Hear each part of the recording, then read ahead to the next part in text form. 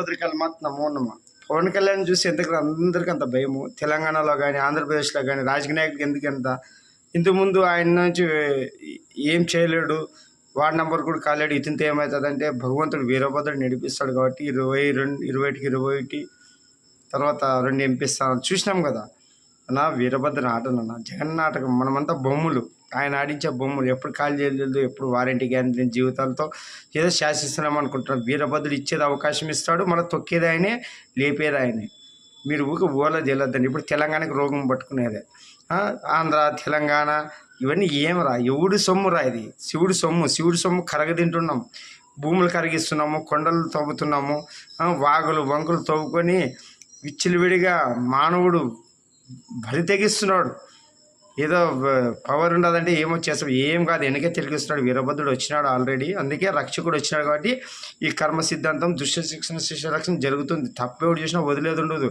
వీరభద్రుడు నడిపిస్తున్నాడు, స్వయంగా తాను వచ్చే టైం కూడా ఆసనమవుతుంది. తెలంగాణ సెంటిమెంట్ ఏం రా నాయన? ఒకప్పుడు నిజాముల పాలన ఉన్నప్పుడు ఎక్కడో పాకిస్తాన్లో కలుస్తుండేది.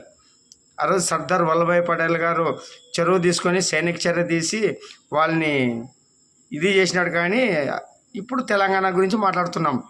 ఆంధ్రప్రదేశ్ వాళ్ళు ఎప్పుడు దూషించేదే కాదు. ఆంధ్రప్రదేశ్ అంటే ఆంధ్ర వాళ్ళు కాదు, మాది ఒకరికి ఇచ్చేదే తెలుసు కానీ అడుక్కుందినే తెలియదు. మనది అనుకున్నాము. మన అందరు పెట్టుబడులు పెట్టి ఈరోజు అభివృద్ధి చేసి కాంగ్రెస్ తెలంగాణ ఇస్తే కట్టుబట్టలతో అప్పులతో బయటకు వచ్చినారు ఆంధ్ర వాళ్ళు. ఇది ఇప్పుడు అమరావతి రాజధాని చేసుకుంటుంటే మన రాష్ట్రంలో ఉంటే జగన్ గారు అడ్డుపడి కేసీఆర్ మాటిని 3 రాజధానులు అనుకుంటా డెవలప్ చేయకుండా ఒక పప్పుల బిల్లలు పంచి 3 లక్షల కోట్లు పంచి అదే డెవలప్ చేసింటే ఎంతవరకు పోతుండే? ఈరోజు మనమే ఎదిగిపోతుంటే హైదరాబాద్ బ్రాండ్ పడిపోతుంది నాయన. అమరావతికి ఏర్పడిందంటే ప్రత్యేక రాజధాని అవుతుంది, దేశ రాజధాని అవుతుంది. అన్నీ ఇప్పుడు అధునాతనంగా నిర్మాణం జరుగుతుంది. అది ఇప్పుడుండే వసతులతో రాబో రోజుల్లో గ్రీన్ సిటీ లాగా ఉంటుంది. అది కాలుష్యం లేని రాజధాని అవుతుంది. మీకు అన్నీ ముందుకు అర్థమవుతుంది. ఇదంతా వీరభద్ర నాట. రాజకీయాలు మీరు విర్రవీగదని మీ డబ్బులతోనే ఎవరేం చేయరు. చంద్రబాబు అయినా జగన్ అయినా ఏం మామిచ్చని చెప్పుకుని ఏముంది? శివుని సొమ్మిది, శివుడు సమకూరుస్తున్నాడు కాబట్టి సంపద కరగదింటున్నాం. పుట్టిన ప్రతి ప్రాణికి అన్నం నీళ్ళు పోస్తున్నాడు భగవంతుడు.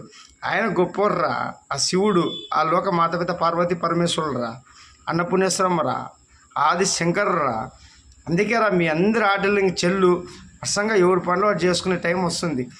అధికారులతో పాలించే రోజులు వస్తున్నాయి, కలెక్టరు ఐపీఎస్లతో. అప్పుడు లాండ్ ఆర్డర్ చూపిస్తాడు.